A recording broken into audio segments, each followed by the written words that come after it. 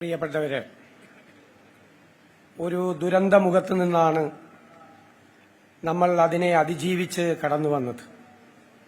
നിരവധി സഹോദരങ്ങളുടെ ജീവൻ നഷ്ടമായി. അവരുടെ ഓർമ്മകൾക്ക് മുന്നിൽ പ്രണാമം. നഷ്ടങ്ങൾക്ക് പകരമാകാൻ ഒന്നിനും സാധിക്കില്ല. സർക്കാർ ആ കുടുംബങ്ങളെ ചേർത്ത് നിർത്തും. എപ്പോഴും എന്ന പോലെ ഒറ്റക്കെട്ടായി നമ്മൾ ഏത് പ്രതിസന്ധിയെയും അതിജീവിക്കും. പ്രളയ ദുരന്തങ്ങൾ നേരിടാൻ ശാസ്ത്രീയമായ സംവിധാനമാണ് സർക്കാർ ആവിഷ്കരിക്കുന്നത്. എല്ലാവരുടെയും പിന്തുണയോടെ നമ്മളത് നടപ്പാക്കും. 1947 ഓഗസ്റ്റ് 14 അർദ്ധരാത്രി ലോകമുറങ്ങിയപ്പോൾ ഇന്ത്യ പുതുജീവിതത്തിലേക്കും സ്വാതന്ത്ര്യത്തിന്റെ പുത്തൻ പുലരിയിലേക്കും കൺതുറന്നു. അന്ന് ത്രിവർണ പതാക ഉയർത്തി പ്രതീക്ഷയുടെ നറുവെളിച്ചം പരത്തിക്കൊണ്ട് രാജ്യത്തിന്റെ പ്രഥമ പ്രധാനമന്ത്രി പണ്ഡിറ്റ് ജവഹർലാൽ നെഹ്റു രാജ്യത്തോട് പറഞ്ഞു, വരും ദിനങ്ങൾ എളുപ്പമുള്ളതോ വിശ്രമത്തിന്റേതോ അല്ല, നിരന്തര പ്രയത്നത്തിന്റെ കാലമാണ് വരുന്നത്. നമ്മൾ നമ്മളോട് ചെയ്ത പ്രതിജ്ഞകളും ഇന്ന് കൈക്കൊള്ളുന്ന പ്രതിജ്ഞയും യാഥാർത്ഥ്യമാക്കാനുള്ളതാണ് ഇനിയുള്ള ഓരോ ദിവസങ്ങളും. ഇന്ത്യയ്ക്ക് വേണ്ടി സേവനമനുഷ്ഠിക്കുകയെന്നാൽ കഷ്ടത അനുഭവിക്കുന്ന കോടിക്കണക്കിന് ജനങ്ങൾക്കായി പ്രവർത്തിക്കുക എന്നതാണ് അർത്ഥം. പട്ടിണിയും നിരക്ഷരതയും രോഗപീഠകളും അസമത്വവും ഇല്ലാതാക്കുക എന്നതാണ് ആ പ്രവർത്തനങ്ങളുടെ ലക്ഷ്യം. എല്ലാ കണ്ണുകളിൽ നിന്നും കണ്ണുനീർ തുടച്ചുമാറ്റുക എന്നാണ് നമുക്കിടയിലെ മഹത് വ്യക്തികൾ ആഗ്രഹിച്ചത്. അത് യാഥാർത്ഥ്യമാക്കുക എളുപ്പമല്ല. പക്ഷേ കണ്ണീരും കഷ്ടപ്പാടുമുള്ള കാലത്തോളം നമ്മുടെ കഠിനാധ്വാനം അവസാനിക്കുന്നില്ലെന്ന് പ്രതിജ്ഞ ചെയ്യാം. സ്വാതന്ത്ര്യദിനത്തിൽ പുതുയുഗ കേരളത്തിനു വേണ്ടി നമുക്കും പ്രതിജ്ഞ ചെയ്യേണ്ടതുണ്ട്. കരുണയും സേവന തൽപരതയും സഹിഷ്ണുതയുമുള്ള കേരളമാണ് ഉയർക്കൊള്ളേണ്ടത്. വികസനോന്മുഖമായ പ്രവർത്തനങ്ങളും ഭരണഘടനാ മൂല്യങ്ങളും മതനിരപേക്ഷതയും ഉയർത്തിപ്പിടിച്ചുള്ള കഠിനാധ്വാനവും പുതുതലമുറയെയും മുതിർന്ന പൌരന്മാരെയും ചേർത്ത് പിടിച്ചുള്ളതുമാകട്ടെ നമ്മുടെ മുന്നോട്ടുള്ള പ്രയാണം. ആധുനികമായ കേരളം, പുത്തൻ ആശയങ്ങളുടെ കേരളം, സമൃദ്ധിയും സന്തോഷവുമുള്ള കേരളം, സുരക്ഷിത കേരളം, ഇന്ത്യക്ക് വഴികാട്ടിയാകുന്ന കേരളം. ഇതിനായി ശ്രമിക്കുമ്പോൾ ലക്ഷ്യവും മാർഗവും ഒരുപോലെ വ്യക്തമായി മനസ്സിൽ കുറിക്കേണ്ടതുണ്ട്. ജനാധിപത്യ മൂല്യങ്ങൾ, ഭരണഘടനാ തത്വങ്ങൾ, തുല്യതയും നീതിയും, പ്രകൃതിക്കിണങ്ങുന്നതും കാലാവസ്ഥാ മാറ്റം കണക്കിലെടുത്തുള്ളതുമായ വികസനം എന്നിവയാണ് ഈ കാലം നമ്മളോട് ആവശ്യപ്പെടുന്നത്. ഇതിനായി അക്ഷീണം പ്രവർത്തിക്കണം. തോളോട് തോൾ ചേർന്ന് ജാതിയും മതവും ലിംഗവിവേചനവും രാഷ്ട്രീയ അന്ധതയും വിദ്വേഷവും കൈവെടിഞ്ഞ് ഒറ്റക്കെട്ടായി മുന്നേറാകാനാകണം. ഇതാകണം സ്വാതന്ത്ര്യം പുലർന്ന ഈ പുണ്യമായ പുലരിയിലെ നമ്മുടെ പ്രതിജ്ഞ. കേരളം സഹ്യനും അറബിക്കടലിനും ഇടയ്ക്കുള്ള ഒരു ഭൂപ്രദേശം മാത്രമല്ല. വിവിധ ജീവിത രീതികൾ, വിശ്വാസങ്ങൾ, തൊഴിലുകൾ, കലകൾ, ഭക്ഷണരീതികൾ, പലതരം മനുഷ്യർ, അവരുടെ സ്വപ്നങ്ങൾ, ആകുലതകൾ, പ്രയത്നങ്ങൾ എല്ലാം ചേർന്നൊരു മനോഹരവും അതുല്യവുമായ ഒരു സങ്കലനം കൂടിയാണ്. ഇന്ത്യയുടെ ഒരു ചെറുപതിപ്പ്, അതേസമയം തനതായ വ്യക്തിത്വമുള്ള ഒരിടം.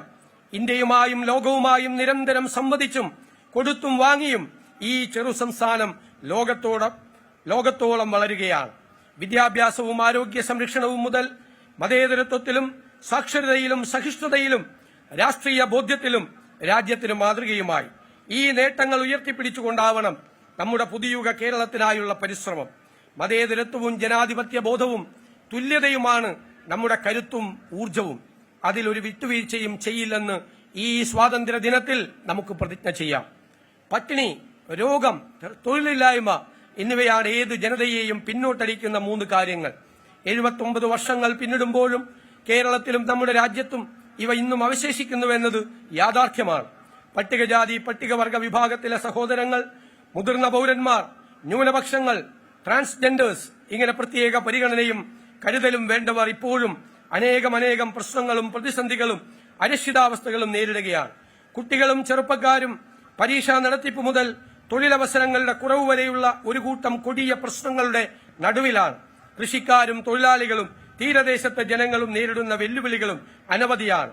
ഇവ നിലനിൽക്കുന്നിടത്തോളം കാലം എങ്ങനെയാണ് നമുക്ക് വിശ്രമിക്കാനാകുക? കണ്ണീരും കഷ്ടപ്പാടുമുള്ള കാലത്തോളം നമ്മുടെ കഠിനാധ്വാനം അവസാനിക്കുന്നില്ല എന്ന പണ്ഡിറ്റ്ജിയുടെ വാക്കുകളുടെ പ്രസക്തി ഇവിടെയാണ് കാണേണ്ടത്. രാജ്യവും ലോകവും കേരളവും ഇന്ന് പ്രത്യേകമായ ഘട്ടത്തിലൂടെയാണ് കടന്നുപോകുന്നത്. യുദ്ധവും എല്ലാം നഷ്ടപ്പെട്ടുള്ള പലായനങ്ങളും അനാഥത്വവും ഒരു വശത്ത്, സാമ്പത്തിക പ്രശ്നങ്ങളും കാലാവസ്ഥാ മാറ്റവും കാർഷിക പ്രതിസന്ധിയും മറുവശത്ത്. ജനാധിപത്യ അവകാശങ്ങളെ ചവിട്ടിമെതിക്കുന്നതും ആവർത്തിക്കുന്ന കഥയായി കഴിഞ്ഞു. ഏറ്റവും സൂക്ഷ്മമായി പ്രശ്നങ്ങളെ അപഗ്രഥിച്ച് ഭാവിയെ നോക്കിക്കണ്ട് പുതുതലമുറയെ ചേർത്തുപിടിച്ച് ഓരോ ചുവടും മുന്നോട്ട് വയ്ക്കേണ്ട സമയമാണിത്. ജനാധിപത്യം നിരന്തരമായ സംവേദനമാണ്.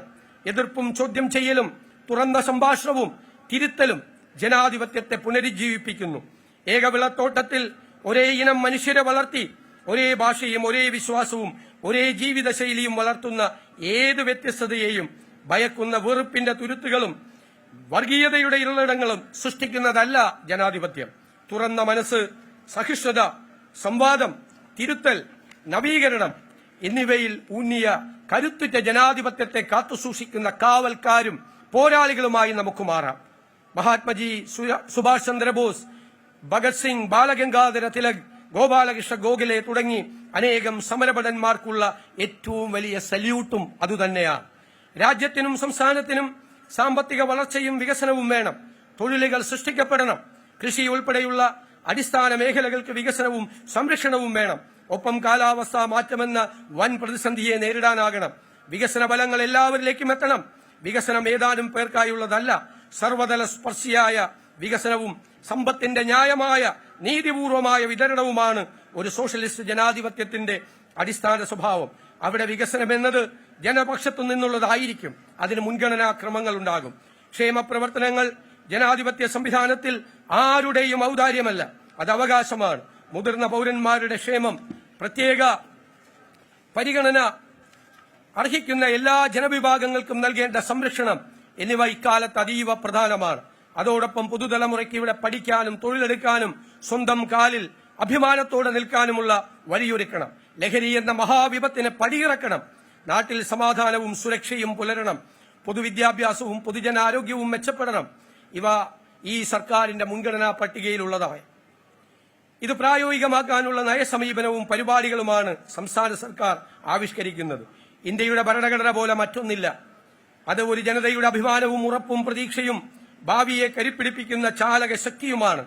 ഭരണഘടനാ മൂല്യങ്ങളായ മതേതരത്വം, തുല്യത, അഭിപ്രായ സ്വാതന്ത്ര്യം, പ്രവർത്തന സ്വാതന്ത്ര്യം, ന്യൂനപക്ഷങ്ങൾക്കും പട്ടികജാതി പട്ടികവർഗ വിഭാഗത്തിലുമുള്ളവർക്കുള്ള പ്രത്യേക പരിഗണന എന്നിവ ചോദ്യം ചെയ്യപ്പെടുന്ന അപകടകരമായ ഒരു പരിസരം രാജ്യത്ത് ശക്തി പ്രാപിക്കുന്ന കാലഘട്ടം കൂടിയാണിത്. ജീവിതകാലം മുഴുവൻ രാഷ്ട്രീയ രംഗത്ത് നിന്ന, നിരവധി തവണ ഭരണഘടനാ പദവിയിലിരുന്ന രാജ്യത്തെ തലമുതിർന്ന നേതാവ് പോലും ജാതി വെറിയുടെയും തൊട്ടുകൂടായ്മയുടെയും പേരിൽ അപമാനിക്കപ്പെട്ടത് കഴിഞ്ഞ ദിവസം നമ്മൾ കണ്ടതാണ്. അതെന്ത് സന്ദേശമാണ് രാജ്യത്തിന് നൽകുന്നത്?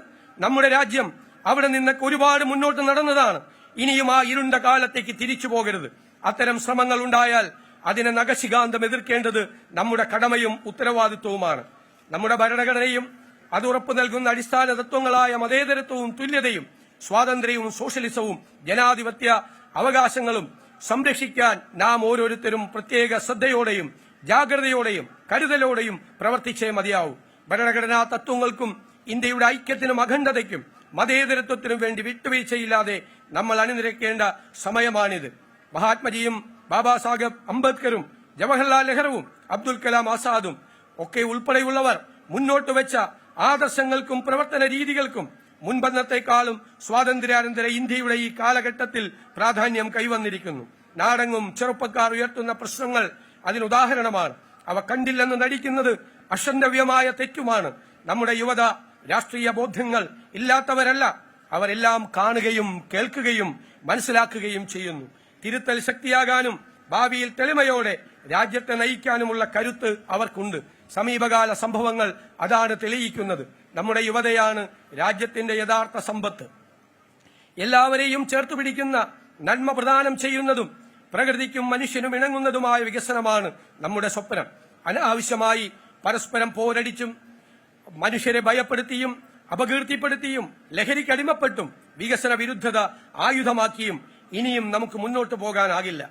ആധുനികവും നീതിയുക്തവുമാകണം നമ്മുടെ കാഴ്ചപ്പാട്. കുട്ടികൾക്കും സ്ത്രീകൾക്കും പ്രത്യേകമായ പരിഗണന ലഭിക്കണം.